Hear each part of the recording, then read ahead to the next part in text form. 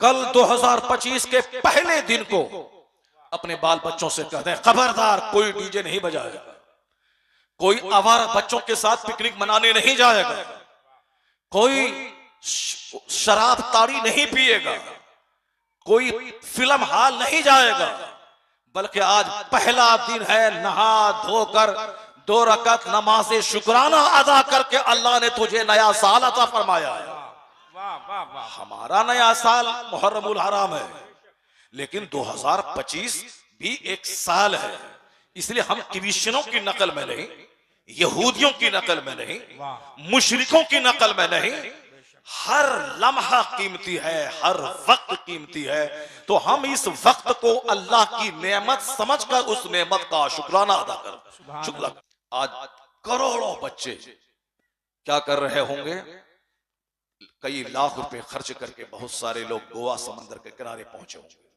इत्तेफाक से एक बार मैं उसी इलाके में था, मैंने समंदर के किनारे इस सफेद भैंस को मैंने समंदर के किनारे रेत पर सोया हुआ देखा। ऐसा कि कान पकड़ लिया कि दोबारा कभी समंदर के किनारे इन गोरों को देखने नहीं जाऊंगा, जैसे बिल्कुल मादरजात बरहना नंगा हो। औरतें और मर्द सारे लोग, एक कपड़ा छोटा सा लपेटे हुए औरतें, मर्द सारे लोग जानवरों की तरह सोए हुए हैं, जैसे कोई सफेद गाय। देख लें आप सफेद गाय को, इसी तरह से। फर्स्ट क्या कह रहे हैं साहब, ये न्यू ईयर मनाने के लिए आए हैं, नया साल मनाने के लिए आए हैं। 31st नाइट आने वाली है, अब शराब पीना है, जुआ खेलना है, खूब नाचना है। अब 31st नाइट यानी साल का की आखिरी रात जा रही है, अब साल का पहला दिन आ रहा है। इस्तिकबाल शराब पी के नए साल का, इस्तिकबाल नाच करके नए साल का, इस्तिकबाल डांस करके नए साल का। जैसे कल जहां समंदर के किनारे जो नहीं गया वो अपने इलाके में है, तो अब वह पिकनिक पार्टी कल मनाएंगे। हमारे बच्चे डीजे लेके जाएंगे, दूर दराज जंगल के पास जाके पिकनिक मनाएंगे, खूब खाएंगे पिएंगे, गंदे गाने सुनेंगे, हुल्लड़बाजी करेंगे, साइलेंसर निकाल करके बाइक चलाएंगे। अभी 12 बजे के बाद से सारा खेल तमाशा शुरू हो रहा होगा, हो जाएगा, और अभी 10-20 मिनट के बाद पटाखाबाजी भी शुरू हो जाएगी। 10-20 मिनट क्या हुआ, अब होने ही वाला है, वो सब शुरू हो जाएगा। इसलिए आज आप धन्य है कि आप 31st नाइट जो रात जा रही है और 2 मिनट के बाद जो 2025 आ रहा है, आप खुशनसीब हैं कि आप साल की रुखसती और नए साल की आमद पे डांस नहीं कर रहे हैं, अल्लाह रसूल का जिक्र कर रहे हैं।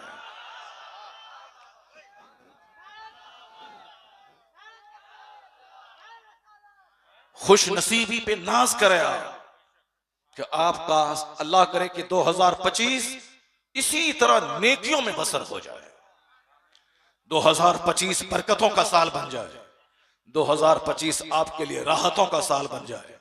क्योंकि साहब अगर आगाज बेहतर है तो अंजाम भी बेहतर होगा।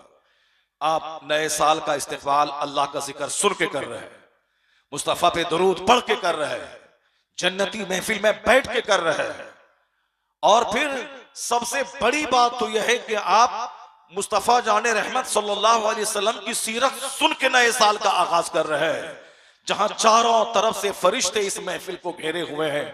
आपका जिक्र खुदा की बारगाह में हो रहा है। एक बुजुर्ग थे, वो कहते हैं कि जब मेरा खुदा मुझको याद करता है मुझको पता चल जाता है। हजरत साबित बुनानी कहने लगे, जब मेरा रब मुझको याद करता है तो मुझको पता चल जाता है। लोग परेशान हो गए कि अरे अल्लाह आपको याद करता है, आपको पता कैसे चल जाता है। साबित बुनानी कहते, तुमने कुरान नहीं पढ़ा? कुरान में आया है फज़कुरूनी अज़कुरुकुम, तुम मुझे याद करो मैं तुम्हें याद करूंगा। तो अल्लाह कहता है तुम मुझे याद करो मैं तुम्हें याद करूंगा। तो मैं जब अल्लाह को याद करता हूं तो मुझे यकीन है कि मेरा खुदा मुझको याद करता है। आज हम सब यहां मिल के अपने रब्बे जलील का जिक्र कर रहे हैं, अपने नबी रहमत का चर्चा कर रहे हैं, अपने मुकद्दस मजहब इस्लाम का जिक्र कर रहे हैं। जब खुदा का जिक्र हो रहा है तो मुझे यकीन है कि मेरा खुदा मेरा जिक्र कर रहा है। सुभान अल्लाह। नारे तकबीर, नारे रिसालत, मसलके आला हजरत खलीफे ताजे शरीयत हजरत अल्लामा मुफ्ती शहरियार रजा साहब किबला जिंदाबाद। कल 2025 के पहले दिन को अपने बाल बच्चों से कहते हैं खबरदार कोई डीजे नहीं बजाएगा, कोई आवारा बच्चों के साथ पिकनिक मनाने नहीं जाएगा, कोई शराब ताड़ी नहीं पिएगा, कोई फिल्म हॉल नहीं जाएगा, बल्कि आज पहला दिन है, नहा धोकर 2 रकात नमाज शुक्राना अदा करके अल्लाह ने तुझे नया साल अता फरमाया है। वाह वाह वाह। हमारा नया साल मुहर्रमुल हराम है, लेकिन 2025 भी एक साल है, इसलिए हम क्रिश्चियनों की नकल में नहीं, यहूदियों की नकल में नहीं, मुशरिकों की नकल में नहीं, हर लम्हा कीमती है, हर वक्त कीमती है, तो हम इस वक्त को अल्लाह की नेमत समझकर उस नेमत का शुक्राना अदा कर शुक्र करें। सुभान अल्लाह, सुभान। तो 2025 जो 2025 को आप डायरी में लिखते हैं और अपनी जिंदगी में तारीख में 2025 का इस शमसी साल का इस्तेमाल करते हैं, इसलिए इस तरह से आप ये समझ लें कि जब 2025 का पहला दिन है, मेरा पहला दिन नमाज छोड़ते हुए ना गुजरे, मेरा पहला दिन झूठ बोलते हुए ना गुजरे, मेरा पहला दिन सिनेमा देखते हुए ना गुजरे, मेरा पहला दिन व्हाट्सएप यूट्यूब पे गंदे गाने नंगी तस्वीरें देखते हुए नहीं गुजरे। आज पहला दिन 2000 दुरूद पढ़ते हुए गुजर जाए, 1000 कलमा पढ़ते हुए गुजर जाए, कुरान पाक के 5 पारे पढ़ते हुए गुजर जाए। अल्लाह ने चाहा तो पहला दिन अगर तिलावत में, इबादत में, जिक्र में गुजरेगा तो अल्लाह तौफीक दे देगा, मैं गुनाहों से तौबा करके सच्चा पक्का नमाजी और नेक बन जाऊंगा। वाह वाह वाह। अल्लाह तबारक व तआला हम सबों को कुफ्फार और मुशरिकीन के तरीके पे चलने से बचाए, आमीन। हमें यहूद और नसारा की तकलीद और पैरवी से बचाए, आमीन। अल्लाह ताला हमें हर दिन, हर रात, हर आने वाली घड़ी को पिछली घड़ी के मुकाबले में ज्यादा बेहतर करने की तौफीक अता फरमाए, आमीन। वो कमजर्फ हैं जो ये समझते हैं कि हम साहब हो गए 10 साल के, हम हो गए 20 साल के, अब बर्थडे पार्टी मनाते हैं, कोई 31st नाइट लेके बैठा है, कोई बर्थडे सेलिब्रेशन लेके बैठा है। अब क्यों साहब, मेरे बेटे की उम्र 10 साल हो गई, खुशियां मना रहा है, लेकिन बुजुर्गान दीन के बर्थडे मनाने का क्या तरीका था? वो तरीका यही था कि जिस दिन बच्चा पैदा हुआ उसी दिन वो बच्चा पूरी उम्र लेके आया है, उसी दिन। जैसे आज 1 जनवरी को एक बच्चा पैदा होता है, अगर उसकी उम्र 70 साल है तो जिस दिन पैदा हुआ उसी दिन वो 70 साल का है। लेकिन जैसे ही एक दिन गुजरा, 70 साल में एक दिन खत्म हो गया। जैसे ही एक महीना गुजरा, 70 साल में एक महीना खत्म हो गया। जैसे एक साल गुजरा, 70 साल में एक साल गुजर गया, अब उसके लिए 69 साल बाकी है। 10 साल गुजर गए, अब उसकी जिंदगी के 60 साल बाकी रह गए। बच्चा 20 साल का हो गया, अब उनकी जिंदगी के 50 साल बाकी है। इसी तरह से जैसे जैसे बच्चा आगे बढ़ता है उसकी जिंदगी के वक्त घटते चले जाते हैं। दुनिया कहती है कि मेरा बच्चा जवानी की तरफ जा रहा है, जिंदगी की लज्जतों की तरफ जा रहा है। सच्चाई है कि बच्चा मौत की तरफ बढ़ रहा है, चूंकि जिस दिन पैदा हुए उसी दिन हम हैं कंप्लीट जिंदगी लेकर आए हैं।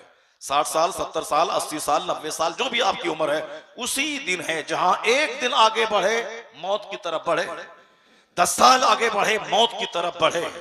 तो बर्थडे सेलिब्रेशन को खुशियों का सेलिब्रेशन समझ के नहीं, बल्कि हर माँ बाप को चाहिए कि उस दिन अगर काफिरों की नकल में केक नहीं काटे, ना उस दिन गाने बजे, ना कोई फिल्मी नगमे सुनाए, हैप्पी बर्थडे टू यू सुनाए, नहीं, बल्कि उस दिन फातिहा करके अपने बच्चों को बता दे कि मेरे लाल अब आपकी उम्र 10 साल हो गई, अब आप मौत के करीब ज्यादा सफर कर रहे हैं, आपकी जिंदगी मौत की तरफ जा रही है। तो उस बच्चे के दिल दिमाग में यह बात रहेगी कि अब हमें मौत की तैयारी करनी है। मेरी उम्र 25 साल गुजर गए, अब मैं बहुत करीब मौत के आ गया हूं। 40 साल होते होते बंदा जब तैयारी नहीं करता है आखिरत की, नमाज नहीं पढ़ता है, दाढ़ी नहीं रखता है और आखिरत की सोच नहीं रखता है, 40 साल होते होते तब शैतान उसके चेहरे पे हाथ फेर के कहता है, तू मेरा रियल पार्टनर है, तू मेरा सच्चा दोस्त है। 40 साल गुजर गए, 40 साल का जबरदस्त मौका अल्लाह ने तुझको अता किया। बहुत सारे लोग पैदा होने से पहले मां के पेट में मर गए, बहुत सारे लोग पैदा होने के बाद मर गए, बहुत सारे लोग 5 साल की उम्र में मर गए, बहुत सारे लोग 10 साल की उम्र में मर गए, बहुत सारे लोग 18 साल में मर गए, और तुमको अल्लाह ने 40 साल की लंबी जिंदगी दी, उसके बावजूद तुमने अपने आप को अल्लाह की इबादत के लिए वक्फ नहीं किया, और तुम्हारे चेहरे पर इस्लामी रंग नहीं चढ़ा। इसका मतलब है कि अब शैतान का तू हकीकी दोस्त हो गया है। और शैतान सरकार आला हजरत से हो, सरकार प्यार मुफ्ती आजम हिंद से प्यार हो, प्यार गौसे आजम से हो, और फिर प्यार पैरवी सिखाता है। अगर इनकी पैरवी हुई, उनसे मोहब्बत हुई, तो बस इस हदीस से पाक की रोशनी में आपका हश्र किसी गायकार के साथ नहीं होगा। अगर गौसे आजम से सच्ची मोहब्बत हुई तो मरने के बाद आपका हश्र गौसे आजम के साथ होगा। अल मरउ मअ मन अहब, आदमी उसी के साथ होगा जिससे उसको मोहब्बत होगी। इसलिए मोहब्बत का तसव्वुर बदलिए, मोहब्बत का ट्रेंड आप बदलें। मोहब्बत किसी चोर से नहीं, मोहब्बत किसी डकैत से नहीं, मोहब्बत किसी होंडा मवाली चरसी अफीम पीने वाले से नहीं, मोहब्बत किसी बेनमाजी से नहीं। आका फरमाते हैं अर रजुलु अला दीन खलीली फलयंजुर अहदुकुम मन युखालिल। फरमाते हैं कि आदमी अपने दोस्त के मजहब पर होता है, तो दोस्ती करने से पहले आदमी को चाहिए कि वह गौर करे कि दोस्ती किससे कर रहा है। अगर आपके घर में चोर का आना जाना, आपके घर में किसी डकैत का आना जाना, आपके घर में किसी शराबी का आना जाना, आपके घर में किसी काफिर का आना जाना है, आपके घर में किसी आदमी का जो आपकी औरतों के सामने बेपर्दा आता जाता हो, तो आपकी इज्जत की हिफाजत मुश्किल हो जाएगी। आप अपने बाल बच्चों को तबाही से नहीं बचा पाएंगे, क्योंकि सोहबत रंग लाती है। आज लाखों मुसलमानों की बेटियां जो गैरों के साथ भाग गई, उसमें 99% वो घराना है जिस घराने में आलिमों का आना जाना नहीं होता था, जिस घराने में मशाइख का आना जाना नहीं होता था, जिस घराने में आलिमों को गाली दी जाती थी, जिस घराने में मौलवी को हरामखोर कहा जाता था, जिस घराने में मौलवियों को ज़कात खैरात कलेक्शन करने वाला समाज का बोझ माना जाता था, जिस घर में हमेशा मौलवी के खिलाफ गीबतें होती थी, उस घर के बाल बच्चों के दिमाग में आलिमों के खिलाफ नफरत। वो आलिम जो हमें जुमा के दिन जन्नत का रास्ता दिखाए, वो आलिम जो हमें ईद और बकरीद के दिन जन्नत का रास्ता दिखाए, वो आलिम जो हमारे जनाजे की नमाज पढ़ाए, वो आलिम जो निकाह का खुतबा देख के हमारा निकाह पढ़ाए, वो आलिम जो मेरी माँ के मरने के बाद उसके लिए इसाले सवाब करे, वह मौलाना जो हमारे घर में आके फातिहा करके हमारे घर के लिए बरकत की दुआएं करे, वह मौलाना गालियां सुनकर हमें राह हक दिखाए, वो अपनी जगह के छूटने का सदमा छोड़कर हमें जुमा के दिन आखिरी जुमा पढ़ा रहा हो, फिर भी वो हमें जन्नत का मार्ग दिखाता है।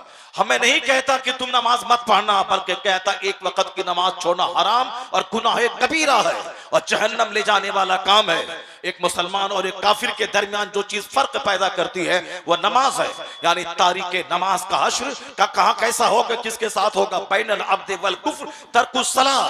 तो मौलाना को आप कहते हैं खाना बंद कर दूंगा, मगर वो हमें नमाज किस कदर से देता है। आप कहते हैं तुम्हें यहां से निकाल दूंगा, वो हमें हमारे हराम और हलाल का तरीका सिखाना नहीं छोड़ता है।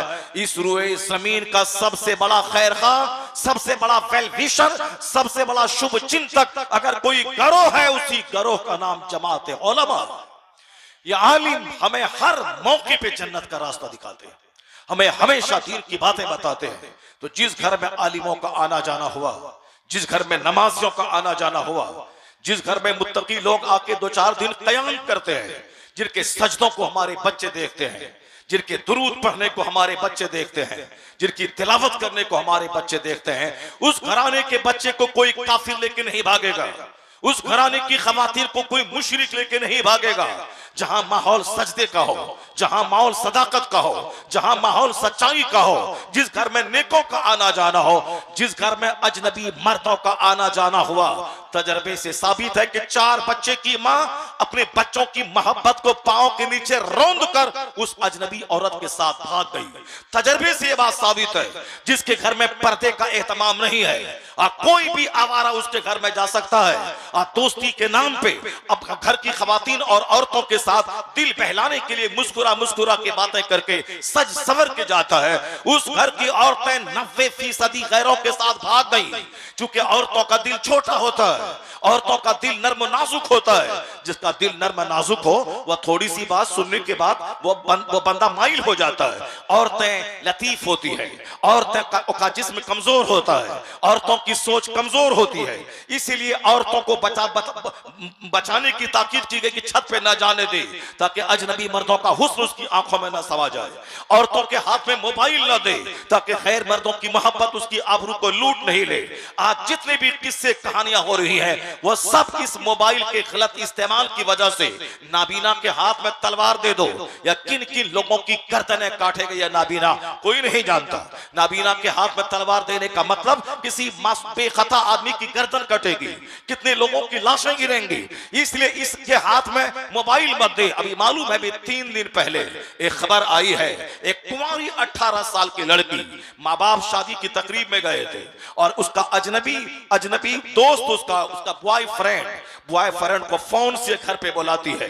फोन इसी कड़ाके की सर्दी में फोन से बुलाती है। क्योंकि फोन अगर नहीं रहता तो फिर वहां 10 किलोमीटर दूरी पे जो उसका बॉयफ्रेंड रहता है उसको खबर कैसे मिलती? वह किसके हाथ से वह खत लिख के भेजती कि मेरा बाप आज नहीं रहने वाला है और आज रात के 10 बजे तुम मेरे घर में आ जाना। इसी मोबाइल फोन का कमाल है। जो मोबाइल फोन कीमती महंगा पर्स और महंगा मोबाइल लेके घूम रहे हैं। एक मौलवी साहब बोलता है कि हमारे पास सस्ता मोबाइल है मगर मैंने अपनी बीवी को आईफोन दिया है चलाने के लिए, आईफोन दिया है चलाने के लिए। इनके पास सस्ता मोबाइल है और बीवी के पास आईफोन है।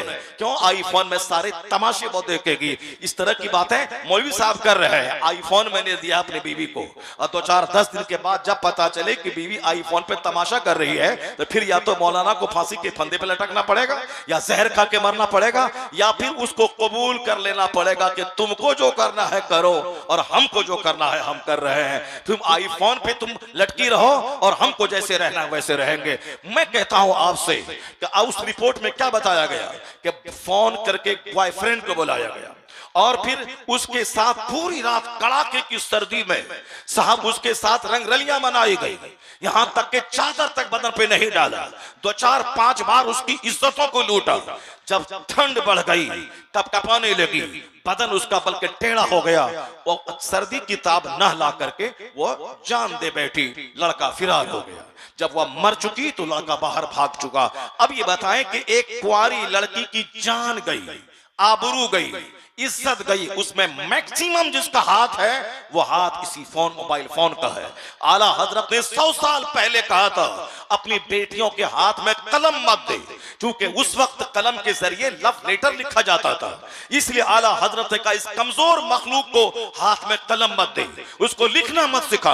वह पढ़े बहार शरीयत, वह पढ़े फतवा रजविया, वह पढ़े कानून शरीयत, वह पढ़े कंजुल ईमान, वह रोजाना तिलावत करे कुरान पाक की। आपको नहीं मालूम आज हम लोगों ने अपने घर में गरीबी का माहौल देखकर अमीरों के पास जाके 50,000 फेंक के चले आते हैं। एक सहाबी रसूल को हजरत उस्मान गनी ने कहा कि मैं अपना माल तुझको देना चाहता हूं, बज़ाहिर तेरे घर में तंगियां नजर आ रही हैं, इसलिए मैं तुझको माल देना चाहता हूं, मैं माल से तेरी मदद करना चाहता हूं। उस सहाबी ने क्या कहा हुजूर आप माल मुझे ना दें, आपके माल की जरूरत नहीं है। मैंने अपनी बेटियों को बता दिया है कि रोजाना रात में सूरह वाक़िया की तिलावत करती रहना, और ये हदीस में आया है जो रोजाना सूरह वाक़िया की तिलावत जिस घर में हो उस घर में गरीबी नहीं आती है, उस घर में मुफलिसी नहीं आती है। तो गरीबी का सबसे बड़ा इलाज है घर में फाका नहीं होगा, उस घर में सूरह वाक़िया की तिलावत हो। चुनांचे उस साहबी रसूल ने क्या कहा, मैंने अपनी बच्चियों को सूरह वाक़िया की तालीम दे दी है, मेरी बच्चियां रोजाना पढ़ती हैं, तो हमने अपनी बेटियों को मोबाइल फोन दे दिया है ताकि रोजाना 4 घंटे मोबाइल चलाएं और फिर जब घर में कोई ना हो अपने दोस्त को बुला करके खूब जिंदगी की मस्तियां लूटे, अब माँ बाप की आबरू को मिट्टी में मिलाए। उसके बाद जब खेल तमाशा खत्म हो जाए फिर हिंदू मुस्लिम का दंगा भड़का दे कि फलां हिंदू मेरे घर में घुसा था इसलिए हिंदू मुस्लिम का दंगा भड़का दे कि कि फला मुसलमान का बेटा मेरे घर में घुसा था, फिर हिंदू मुस्लिम का दंगा भड़का दे, फिर शहर जलेगा, देहात जलेंगे, हजारों घर लूटेंगे, फिर तब एक लड़की की वजह से सारा घर लूटा, सारा समाज लूटा, कई दुकानें सहसराम इलाके में जला दी गई, सिर्फ एक लड़का एक लड़की की शरारत की वजह से। इसलिए एक कौम मुस्लिम अपनी बच्चियों के हाथ में कुरान पाक दे दे, सूरे वाक़िया उसे पढ़ा दे, सूरे यासीन की तलावत करवा दे। एक बार सूरे यासीन पढ़ेगी 10 खत्म कुरान का सवाब मिलेगा।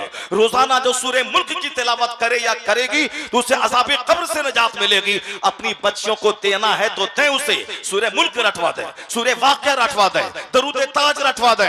राजस्थान का एक नवाब था, अपनी आने वाली बहू से कहा कि जो दरूद ताज सुना दे हम उसको 10,000 रुपए गिफ्ट देंगे। 3 दिन के अंदर में उसकी बहू ने दरूद ताज याद किया, उसे 20,000 रुपए का तोहफा अपने बहू को वो दे रहा है। ये है अपने बाल बच्चों को, अपनी आने वाली बहू को कुरान पाक पढ़वाने का शौक। मजाज यहाँ चेहरा देखने के नाम पे साहब पैसे बांटे जाते हैं, और वलीमा के दिन अजनबी मर्दों के लिए अपनी बहू का चेहरा खोल दिया जाता है ताकि समाज के सारे आवारे आए इसका चेहरा देखें और 2-4 पैसा दें, और इनके चेहरे को देखकर आंख सेकें और 2-4 10 रुपए दें। जब तुमने खुद ही उसे सैंपल नमूना बना के बैठा दिया है और हर आने वालों को तमाशा बना दिया है, अगर तुम्हारी बेटियां कल बिगड़ जाए, अगर कल तुम्हारी बहू तुम्हारे काले बेटे को देखकर किसी गोरे के पीछे भाग जाए तो 100% कसूर तुम्हारा होगा। ये औरतें अमानत है, इन अमानत की हिफाजत करना हमारी जिम्मेदारी है। अगर हाथ में कुरान दिया तो घर में बरकतें नाजिल होंगी, अगर हाथ में सोशल मीडिया थमा दिया तो समझ लें कि घर को उजाड़ने में कोई देर नहीं लगेगी। इसलिए औरतों की जबान पे गाने नहीं, दुरूद जारी कर दें। जब तक आपके घर में रहेगी बरकत, और जब ससुराल चली जाएगी तो वहां भी बरकतों का नुज़ूल होता रहेगा। आने वाला 2025 हमारे और आपके लिए हमारा खुशआइंद साल होना चाहिए। अपने बाल बच्चों के हाथ में मोबाइल हरगिज़ न दे। हमारे पास 4 बेटियां हैं, 2 बेटी की शादी हो गई, चारों बेटियां हमारी आलिमा है, उसमें से एक मुफ्तिया है। मैंने शादी होने के बाद मैंने अपने से एक फोन नहीं दिया उनको, जबकि आईफोन मैं भी दे सकता हूं, मैं भी अपने घर में टेलीविजन अपने चारों फ्लोर में लगा सकता हूं, मगर एक टेलीविजन मेरे घर में नहीं, और एक मोबाइल फोन मैंने अपनी बेटियों को नहीं दिया। शादी हो गई 2 बेटी की, उनके शौहर ने बात करने के लिए कि मैं दूर रहता हूं, उनके शौहर ने उनको दिया है, मगर मैंने नहीं दिया। अभी 2 बेटियां हमारी कुंवारी हैं और दोनों आलिमा हैं, मदरसे में पढ़ाती हैं एक, मगर उन्होंने भी मोबाइल का मुतालबा किया कि मैं उसमें शुरूहात वगैरह का मुताला करूंगी। मैंने कहा नहीं, मोबाइल में नहीं देखना है, आपको किताब देखना है, सारी किताबों की शुरूहात मौजूद हैं, उसको देखना है। आखिर हम भी तो जीते हैं, कैसे जीते हैं? इस टेक्नोलॉजी के जमाने में एक टेलीविजन मेरे घर में नहीं, इस टेक्नोलॉजी के जमाने में एक फोन मेरी बेटी के हाथ में नहीं। आखिर हम भी तो जी रहे हैं, हमारे पास भी तो ख्वाहिशात हैं, हमारे पास भी तो तमन्नाएं हैं। यहाँ घर में खाने के लिए एक दाना नहीं, मगर साहब चोरी के मोबाइल 50,000 वाले 15,000 में खरीद के अपनी बेटियों को दे दिया। बाप के पास ब्लैक एंड व्हाइट छोटा सा मोबाइल है और बेटी को साहब उन्होंने 10,000 का महंगा मोबाइल, मल्टीमीडिया मोबाइल बेटी के हाथ में दे दिया। अब कल जब कोई ड्रामा होता है तो सर पकड़ के रोते हैं, मुफ्ती के पास दौड़ते हैं, आमिर के पास जाते हैं। नहीं होगा ऐसा। आम का पेड़ लगा के वहां से सेब का फल नहीं मिलता है, गेहूं में लगा के वहां से बासमती चावल नहीं मिलता है। हम मक्के की खेती लगा दें और 1 लाख तावीज उसमें डाल दें और सोचें यहां से साहब बासमती चावल निकलेगा, नहीं होगा। जैसी जमीन वैसी फसल, जैसा दरख्त वैसा फल, जैसा बीज आपने डाला है उसी तरह की फसल पैदा होगी। तो औलाद एक अल्लाह की बड़ी नेमत है, उस नेमत की कदर करनी होगी। अकरिमू औलादकुम, हदीस में आया है, अपनी औलाद की इज्जत करो। इज्जत का मतलब उसका अच्छा नाम रखो, उसको बोझ न समझो, उसकी अच्छी नेक सीधा दाया से उसके दूध पिलाने का इंतजाम करो। अपनी बीवी को बता दे कि औलाद को तिलावत करते हुए दूध पिलाना है, दुरूद पढ़ते हुए दूध पिलाना है। गुस्से की हालत में जो औरत दूध पिलाती है उसका बच्चा गसीला होता है, उसका बच्चा जज्बाती होता है, उसका बच्चा कम शर्मीला और उसका लचीला पैदा होता है। वो बच्चा हक पूछने की जुर्रत नहीं कर पाएगा। इसलिए गुस्से की हालत में कभी कोई खातून अपने बच्चे को दूध न पिलाए, वरना सारी जिंदगी बच्चों में माँ की खसलत का असर रहेगा। क्योंकि दूध जो खून से तैयार होता है और खून आदमी जैसी ग़िज़ा खाता है उसी ग़िज़ा से ब्लड बनता है, उसी ब्लड के कतरों से दूध तैयार होता है। तो जिस तरह की औरतों का ब्लड होगा, औरतों की खसलत खसलत आदत होगी, दूध की धार के साथ वही खसलतें बच्चों में मुंतकिल होती हैं। सईदा सालिहा नेक खवातीन का असर बच्चों पे ये होता है दूध पिलाने का कि आप देखें, आप सुनते हैं सिर्फ कहानी सुन के मजा लेके आप रह गए। आप सुनते हैं सरकार कुतुबुद्दीन बख्तियार काकी की मां 17 पारे कुरान की हाफिजा थी। जब बच्चा पेट के अंदर था तो भी कुरान पाक की तिलावत आप करती थी, और जब बच्चा पैदा हुआ तो गोद में लेकर कुरान पाक की तिलावत करते हुए दूध पिलाती थी। जब बच्चा 4 साल 4 महीने 4 दिन का हुआ और इलाके के सारे मुअज़्ज़ज़ उलमा कराम की मौजूदगी में बिस्मिल्लाह खानी की रस्म अदा की जाने लगी, तो उस्ताद ने कहा पढ़ो बेटा बिस्मिल्लाहिर्रहमानिर्रहीम। तो बच्चे ने बिस्मिल्लाह से शुरू करके 17 पारे कुरान पाक के सुना डाले और सारे मौजूद उलमा कराम दंग रह गए। पूछा उस्ताद ने कि बेटा ये कहां से सीखा? कहा मैंने अपनी मां की गोद में याद कर लिया है। मेरी मां रोजाना सुबह सवेरे फजर की नमाज के बाद इन कुरान पाक के पारों की तिलावत करती थी। मैंने मां से सुन सुन के कुरान पाक को याद कर लिया। आज हमारे बच्चे 20 साल के हो जाते हैं, सुबहान रब्बियल आला उसको नहीं मालूम है, सूरह फातिहा उसको नहीं मालूम है, फिजिक्स केमिस्ट्री बायोलॉजी भी उसको नहीं मालूम है। बस सिर्फ बाप की जमीन बेचवाना है और जाके IAA BA MA करने के नाम पे शहर में आवारगी करनी है, शहर में सिनेमा देखना है, दोस्ती यारी करनी है। इसलिए हमारे बच्चे न कायदे के DM बन पाते, हमारे बच्चे न कायदे के IAS ऑफिसर बन पाते हैं, हमारे बच्चे न कायदे के लॉयर और बैरिस्टर बन पाते हैं, हमारे बच्चे न कायदे के टीचर बन पाते हैं। किसी भी फील्ड में मुसलमानों का बच्चा कामयाब नहीं है। अलबत्ता 1 लाख में एक बच्चा मास्टर बन गया तो क्या हुआ? अगर 1 करोड़ बच्चे में 2-4 बच्चे DM बन गए तो कोई रिजल्ट नहीं है। 40 करोड़ की आबादी वाले मुल्क हिंदुस्तान में अगर 35 बच्चे हर साल IAS निकालने में कामयाब होते हैं, 40 बच्चे, ये रिजल्ट बिल्कुल शून्य के बराबर है। जहां 40 करोड़ की आबादी हो उसमें कम से कम 100 बच्चे हर साल IAS ऑफिसर बनना चाहिए, तब एक छोटा सा रिजल्ट है। हमारा बच्चा करोड़ों में कोई जज बनता है, हमारे बच्चे लाखों में कोई अच्छा बैरिस्टर बनता है, हमारे बच्चे लाखों में कोई राइटर और मुसन्निफ बनता है। क्योंकि हमारे बच्चों का मुस्तकबिल इतना डार्क बना के पेश किया जाता है, माँ बाप का कल्चर उसको इतना तंग और घुटावा बना दिया जाता है, बना देता है कि वो बच्चा कोई बहुत बड़ी सोच नहीं रख पाता है। बस गांव घर के माहौल में रहकर बस वही छोटी सोच, नैरो माइंडेडनेस रहना और दूसरों की टांग खींचने वाले माहौल में रहते हुए दूसरों की कामयाबी का मजाक उड़ाना, दूसरों की गुर्बत का मजाक उड़ाना। अपने बच्चों को फ्री माहौल दें, उस बच्चों के सामने कभी लड़ाई झगड़े का जिक्र न करें, कभी उन बच्चों के सामने मियां बीवी आपस में न झगड़े, कभी उन बच्चों के सामने समाज के लोगों के ताल्लुक से गीबत नहीं करें, कभी उन बच्चों के सामने किसी आलिम किसी शरीफ और किसी शेख की बुराई बयान न करें। अपने बच्चों के सामने बड़े लोगों की जिंदगी का चर्चा करें। या साइकोलॉजिस्ट कहते हैं अगर बच्चों को विद्वान बनाना है, बड़े बड़े विद्वानों का जिक्र करें, विद्वानों के बचपन का जिक्र करें, विद्वानों की जवानी का जिक्र करें। और हमें चूंकि दुनिया में भी कामयाब होना है, मरने के बाद हमें जन्नत भी जाना है, तो हमें इस फील्ड के जो माहिरीन और एक्सपर्ट हैं उनकी जिंदगी बच्चों के सामने बयान करना होगा। क्या मतलब? आका अलैहिस्सलाम की सीरत बयान करें, सरकार दो जहां का बचपन बयान करें, सरकार के नवासे हसनैन करीमैन का बचपन बयान करें, उनका सब्र बयान करें, उनकी आइडियोलॉजी बयान करें, उनके जीने का स्टैंडर्ड बयान करें। खवातीन के सामने सैयदा फातिमा और तमाम उम्महातुल मोमिनीन रज़ियल्लाहु अन्हुम अजमईन की जिंदगी के हालात और वाकयात बयान करें।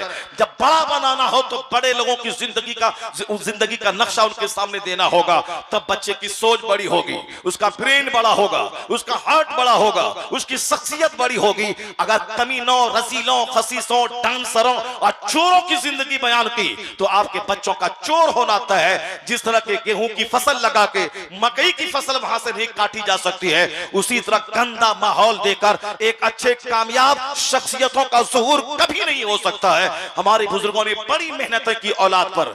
आका अलैहिस्सलाम के घर नवासा पैदा हुआ, आपने 7वें दिन अपने दोनों नवासों का अकीका किया, अच्छा नाम रखा, एक का नाम हसन रखा, फिर दूसरे का नाम हुसैन रखा। सर के बाल आपने मुंड दिए, सर में आपने ज़फ़रान लगाया, बाल बराबर चांदी आपने गरीबों में खैरात की। 7वें दिन आपने अकीका किया, 2 मेंढा ज़बह किया। आका अलैहिस्सलाम हमेशा नवासों को सीने से लगाते थे, अपना लुआबे दहन उनके मुंह में डालते थे, उसके होंठ को चूसते थे। इस तरह से इतना प्यार दिया। यह सिर्फ ऐसा नहीं कि आका अलैहिस्सलाम ने जज्बाती हद तक मोहब्बत अपने नवासे से किया, हुजूर तालीम उम्मत की खातिर कि बच्चों से ऐसा लाड किया जाता है, बच्चों से ऐसा प्यार करना चाहिए, अपने नवासों से प्यार करना चाहिए, अच्छा नाम रखना चाहिए, 7वें दिन अकीका करना चाहिए, सर के बाल मूंडना चाहिए, अल्लाह की एक नेमत और गिफ्ट समझ के उसकी कदर करनी चाहिए कि ये लाल में जन्नती होगा, ये लाल मुहद्दिस बनेगा, मेरा लाल बहुत बड़ा मुफक्किर बनेगा, मेरा लाल समाज का सुधारक बनेगा, मेरा लाल मुस्लिह बनेगा, मेरा लाल मुजाहिद बनेगा। जब इतनी बड़ी तमन्ना होगी, सोच होगी, तब ना उसी हिसाब से बंदा मेहनतें करेगा, उस नेमत के साथ वो सुलूक करेगा वैसा कि बड़े बनने के लिए जो जो मुसीबतें रास्ते में आती है उन रास्तों को उन मुसीबतों से लड़ना है, फेस करना है। और कैसे इसका दिमाग बड़ा हो, कैसे दिल बड़ा हो, कैसे इसको सेहत मिले, अच्छे इस माहौल में रखना है। आका अलैहिस्सलाम पैदा हुए मक्कातुल मुकर्रमा में, लेकिन आपकी मां ने कबीले बनु साद में भेज दिया, चूंकि मक्का का माहौल था। अपने बच्चों के आला मुस्तकबिल की खातिर बच्चों को गांव देहात में भेजा करते थे। गांव देहात की फजा अच्छी होती थी, वहां की जबान फसी होती थी, इसलिए वह लोग मक्का के शहर के लोग देहातों में अपने बच्चों को भेजा करते थे। तो चुनांचे कबीले बनु साद की सैयदा हलीमा सरकार दो जहां अलैहिस्सलाम को लेकर अपने साथ गई। सारी औरतों ने छोड़ दिया था, मगर सैयदा हलीमा ने उसे लिया। उस मुबारक को मसूद बच्चे को जब अपने घर लेके आई, वो अपने मुकद्दर पे नाज करने लगी कि सबों ने इसे छोड़ दिया था, मगर जब से अब्दुल्ला का चांद मेरे घर आया है, मेरा घर ऐसा जगमगाया है कि वहां चिराग जलाने की नौबत नहीं पड़ती है। सरकार दो जहां वहां रहते थे, बचपन वहां गुजरा आपका, ताकि अच्छी सेहत मिले, जबान फसी हो।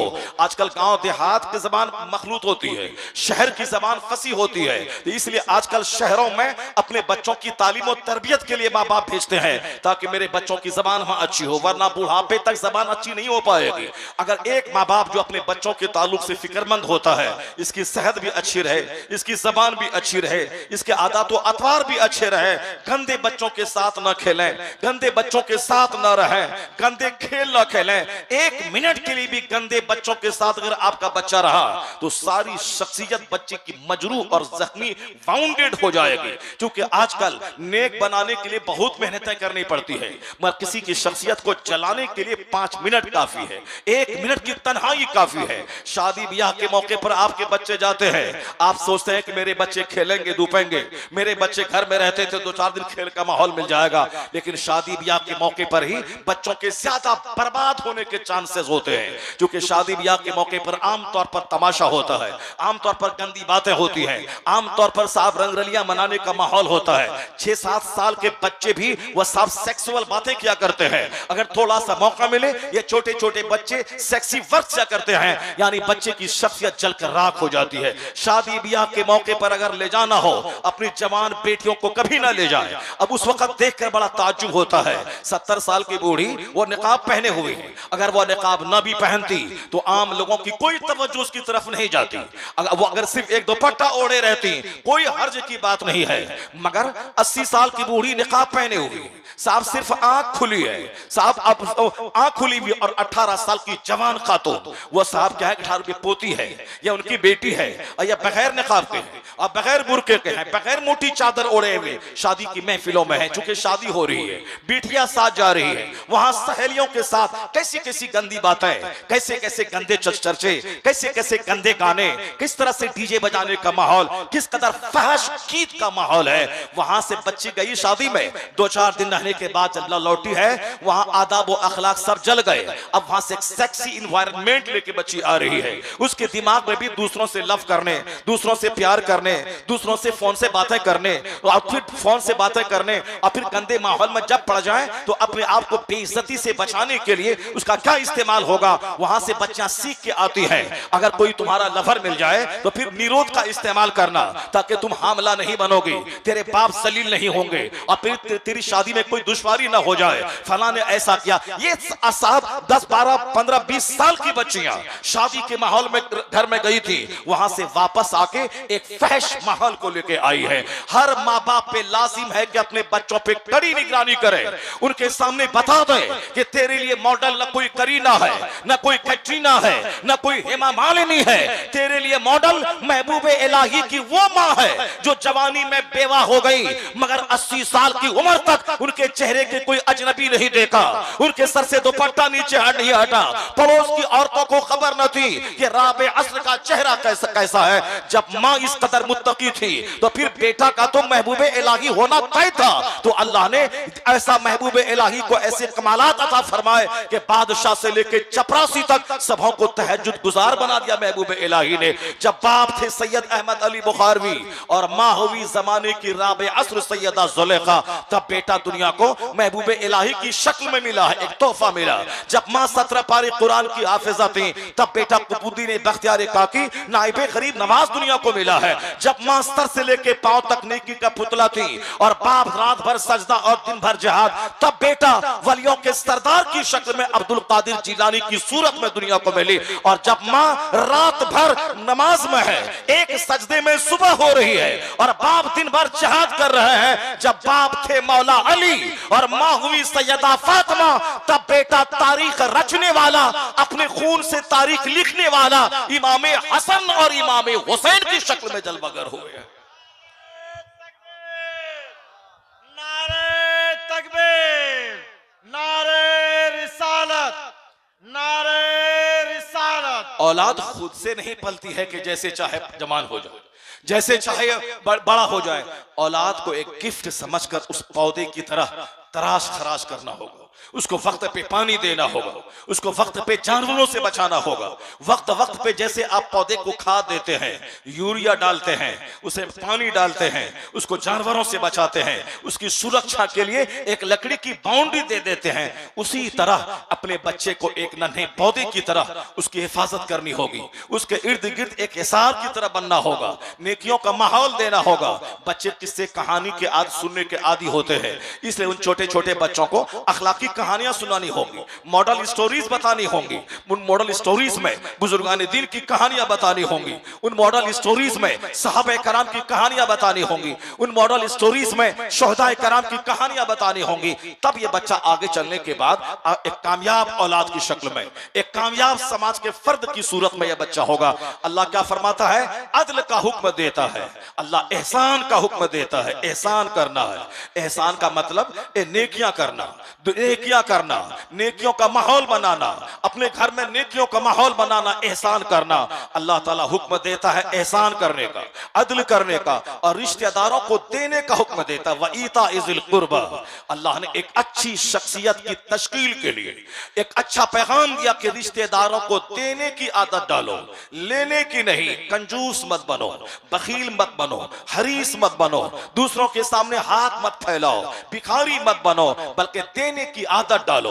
बचपन से देने की आदत डालवाएं बच्चों को, ताकि बच्चा सखी बन जाए, बच्चा जेनरस बन जाए, बच्चा दूसरों को देने की प्रवृत्ति उसमें हो जाए। आमतौर पर बच्चा वह दूसरों का माल लेने की छवि रखता है कि उसका चॉकलेट अपने से चॉकलेट से अच्छा है, उसका जूता अपने जूते से अच्छा है, वह लेने की सलाहियत रखता है। बच्चों की आदत और कुछ औरतों की आदत, चाहे उसके पाँव में 10,000 रुपए की शूज हो, मगर वो उस दूसरों के पाँव में अगर 2 रुपए का शूज हो, वो शूज उसके अच्छे लगते हैं। दूसरों के हाथ का माल, दूसरों के हाथ का जेवर, दूसरों की साड़ी के कलर, दूसरों के सूट का रंग, यानी हमेशा दूसरों पे नजर रहती है। तो बाल बच्चों में सखावत की आदत डालें, बाल बच्चों में जेनरोसिटी की आदत डालें, बाल बच्चों में फयाजी की आदत डालें। वह दूसरों को दे, अपने साथियों को दे, अपने दोस्तों को दे, अपने दोस्तों को नवाजे और फिर खुद भी आप जेनरस बने। यानी ससुराल वाले पे निगाहें न टिकाएं कि शादी के बाद हर ईद का कपड़ा ससुराल से आएगा।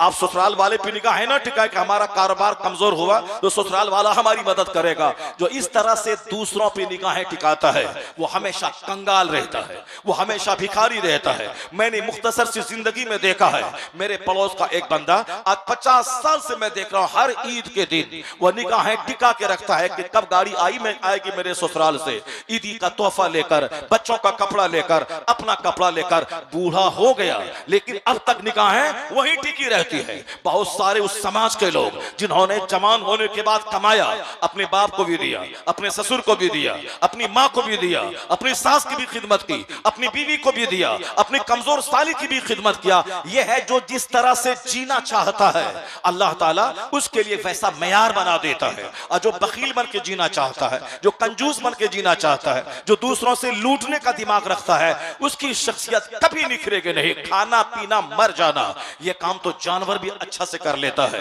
हर जानवर हमसे ज्यादा खाता है, वो हमसे ज्यादा सोता है, वो हमसे ज्यादा बच्चों को पैदा करता है। हम लोग तो क्या खाएंगे, 4 रोटी खाएं बस आप उल्टी होने लगती है, मगर यह जानवर 1 बाल्टी घास खाता है, उसके बावजूद 1 बाल्टी पानी पीता है, फिर 10 मिनट के बाद उसको भूख लग जाती है। खाने का असल मजा तो जानवर लेता है, खाने का असल मजा तो जानवर लेता है। हम लोग तो 4 रोटी खाएं मतरी होने लगे। सोने का मजा तो जानवर खरगोश लेता है, खर्राटी की नींद सोता है। सोने का मजा तो कुत्ता लेता है, रात भर हुल्लड़बाजी करता है।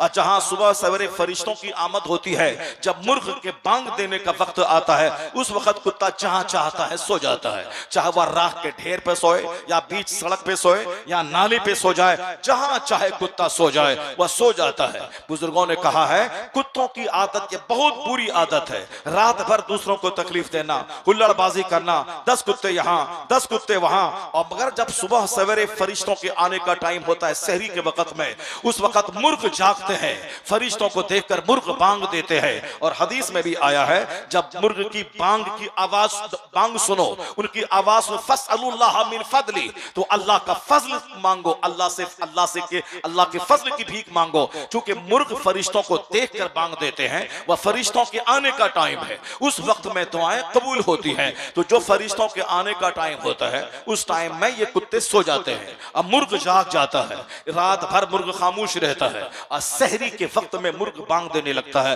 इसलिए कि फरिश्तों के आने का वक्त है। तो कहते हैं अच्छी आदत वो है जो इशा के बाद फौरन बंदा सो जाए और फिर रात के आखिरी पहर में जाग जाए, और जागने के बाद जब देखे मुर्ग बांग दे रहे हैं उस वक्त 2 रकात नमाज पढ़ के अल्लाह से अल्लाह का फजल मांगे। वह दुआ की कबूलियत की घड़ी है, वह फरिश्तों के आने का टाइम है, दुआ की कबूलियत की घड़ी है। अब कहते हैं कि साहब ये अच्छे लोगों की खसलत है, इशा के बाद सोए और फजर से पहले जाग जाए ताकि सेहत भी अच्छी रहे, अल्लाह का फजल भी उसके हिस्से में आए और अल्लाह के फजल का सवाल भी करे। कहते हैं इसके बरक्स उसकी आदत कुत्तों की तरह है जो रात भर हुल्लड़बाजी करे, दूसरों की नींद खराब करे, ऊंची आवाज में गाने सुने, चीख चिल्लाए और लड़ाई झगड़े करे। और जब शहर का वक्त आया फरिश्तों के आने का, रात भर मोबाइल चलाया, रात के 2 बजे तक टेलीविजन पे साहब खबरों के नाम पे गंदे मनाजिर देखा, और जब थक गई आंखें 3 बजे सुबह वह सो गया। जूता पहन के कोई सो जाता है, दोस्त के घर कोई सो जाता है, कोई अपने दालान पे सो जाता है, तो रात भर हुल्लड़बाजी। अब फरिश्तों के आने के टाइम में बिल्कुल कुत्तों की तरह सो गया। बुजुर्गों ने कहा यह आदत कुत्तों की है कि रात भर जगे और सुबह के वक्त में सो जाए, इसलिए कहा अब अच्छी आदत वो है कि इशा के बाद फौरी सो जाए, उसके बाद सहर के वक्त में बंदा जाग जाए। जलसे में कभी कभी जागा जाता है, इसका यह मतलब नहीं कि साहब रोजाना जो लोग सोते हैं वह जलसे में अगर महीने में 1 दिन जाग जाते हैं उससे यह डिमांड नहीं किया जाएगा कि साहब आप अब फौरन जलसा खत्म हो जाए, फौरन जाके आप सो जाए, क्योंकि उसकी भी दलील कुरान करीम में मौजूद है। जो लोग अल्लाह के सिलेक्टेड बंदे होते हैं, वल्लज़ीना युबीतूना लिरब्बिहिम सुज्जदन व क़यामा, अल्लाह के नेक बंदे वो हैं जो रात सजदों और क़याम में गुजारते हैं। वल मुस्तगफिरीन बिल असहार, रात के आखिरी पहर में अल्लाह से इस्तिगफार करते हैं, गुनाहों की माफी की भीख मांगते हैं। और फिर कुरान शरीफ में आया है ततजाफा जुनूबुहुम अनिल मदाजी यदऊन रब्बहुम खौफन व तमआ, उन लोग नेक लोगों की करवटें अपनी ख्वाबगाहों से अलग हो जाती हैं, ख्वाबगाहों से अलग हो जाती है, अल्लाह के खौफ से इबादत में मसरूफ हो जाते हैं। क्या मतलब? नेक लोग रात को जाग के इबादत करते हैं, नेक लोग रात सजदे और क़याम में गुजारते हैं, नेक लोग रात के आखिरी पहर में इस्तिगफार करते हैं। तो कुरान पाक की ये आयतें बता रही है कि जो सिलेक्टेड बंदे हैं वो अगर रात भर अल्लाह की इबादत करें कोई हर्ज की बात नहीं है, मगर आदत ये बना ले इशा पढ़े सो जाए, फिर उठे इबादत करे, फिर उसके बाद थोड़ी देर आराम करे, फिर फजर के लिए जाग जाए। आज जो लोग इशा भी नहीं पढ़ता है, जो लोग फजर भी नहीं पढ़ते हैं, अगर वह लोग 2-4 घंटे जलसे में आके बैठ गए और दीन का जिक्र सुन लिया तो कम से कम इतना तो है कि फजर नहीं पढ़ा बहुत बड़ा गुनाह, इशा नहीं पढ़ा बहुत बड़ा गुनाह किया। लेकिन ये 4 घंटे बैठकर जो अल्लाह का जिक्र सुनता रहा, नेक बंदों का चर्चा सुनता रहा, कम से कम इस पाप भरी जिंदगी में 4 घंटे ऐसे तो गुजर गए कि जिसमें कोई गुनाह का गुजर नहीं हुआ, नेकियां ही नेकियां होती रही। इतना तो हो गया ये 4 घंटे जिसमें जबान अल्लाह का जिक्र करती रही, कान अल्लाह का जिक्र सुनता रहा, आंख नेक लोगों का चेहरा देखती रही। ये 4 घंटे तो कम से कम कीमती गुजर गए जब 500 रुपए देकर 3 घंटे सिनेमा हॉल में आंख को ज़िना करवाते हुए गुजारा जा सकता है और कान को गंदे गाने सुनवा के गुजारा जा सकता है। वहां कोई नानी मरे किसी की जो बोले, या 3 घंटे का इतना लंबा टाइम तूने कैसे बर्बाद किया, गुनाह के माहौल में बर्बाद किया।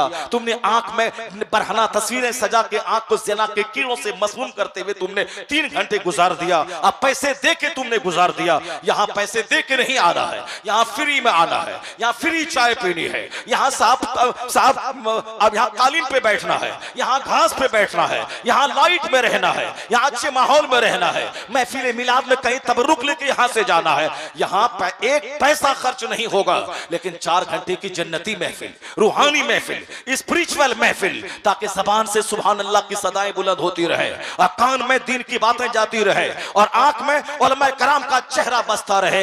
ये आज के दौर की बड़ी खानकाह या जलसा, जो काम आज से 200 साल पहले खानकाहों में होता था, जहां लोग जाकर के 2-4 घंटे इबादत के लिए गुजारा करते थे, और आज की खानकाहों में क्या है, वहां तावीज है, वहां गंडे हैं, वहां तेल पानी पर दम है, और वहां जाने के बाद मुरीदों से के लिए नसीहत की कोई नशिस्त नहीं है कि 2 घंटा सुबह 2 घंटा शाम आने वाली मुरीदों को दीन सिखाया जाए, कोई इंतजाम नहीं है। अगर वो इंतजाम है 4 घंटे दीन सिखाने का, आज का यह जलसा है वो खानकाही माहौल देता है। इसलिए इस जलसे को एक मोबाइल खानका का नाम दिया जा सकता है, इस जलसे को एक मोबाइल मदरसे का नाम दिया जा सकता है कि मदरसों में गरीबों के बच्चे पढ़ते हैं, आम लोग काश्तकार खेती-बाड़ी करने वाले, फैक्ट्री में काम करने वाले नहीं मदरसे में जाते हैं, उन्हें तो काम से मतलब है। इसी जलसे के बहाने कम से कम 1 घंटा बैठ तो जाता है, वह 2 घंटा दीन सुन तो लेता है, उसके दिल कम से कम सीना हिल तो जाता है। जब उसकी बुराई की मजम्मत की जाती है, मतली आती है, मगर घर जाने के बाद सोचता तो है कि मुझको क्या करना चाहिए, मैं क्या कर रहा हूं। एहसास जगाने की महफिल, दिल और दिमाग को सुकून देने की महफिल। और बताएं इस जलसे में आने के बाद कितना सुकून मिलता है। लोग अब गद्दी पर बैठते हैं, पैसा कमाने की हवस है, लोग फैक्ट्री में 8 घंटे काम करते हैं,